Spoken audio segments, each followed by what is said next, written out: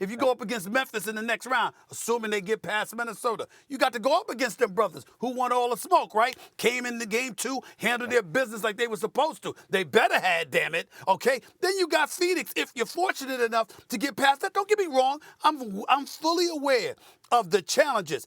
I'm just saying, I believe in those brothers. You believe in certain people, why can't I?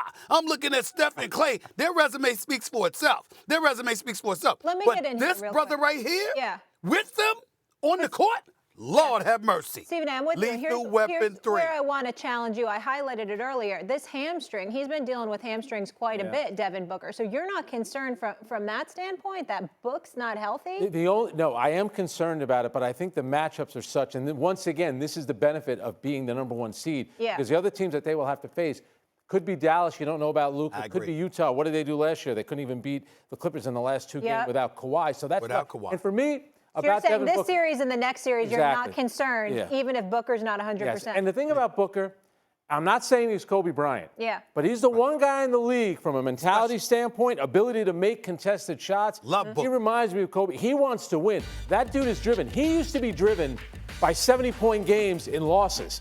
He's not like that anymore, Steve. You know, he'll end games with 46 points where he doesn't feel the need to stay out there and shooting threes.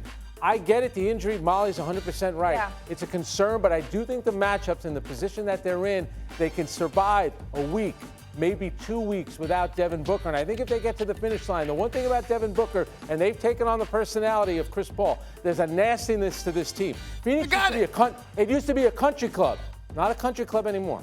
It's a pick-em. Let me be very clear.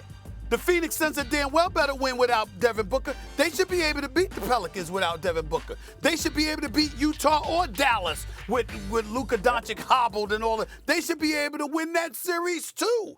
I know that I don't expect to see Devin Booker before the conference finals. And the Phoenix Suns, we ain't even talking about them beating the Warriors if they don't have Devin Booker. You scratch that. They need him in order to beat Devin Booker. I'm saying with Devin Booker, it's still hard for me to bet against. I know Phoenix can beat them. I know Phoenix should be the favorites. But it's hard for me to bet against these Warriors. Thanks for watching ESPN on YouTube. For live streaming, sports, and premium content, subscribe to ESPN+.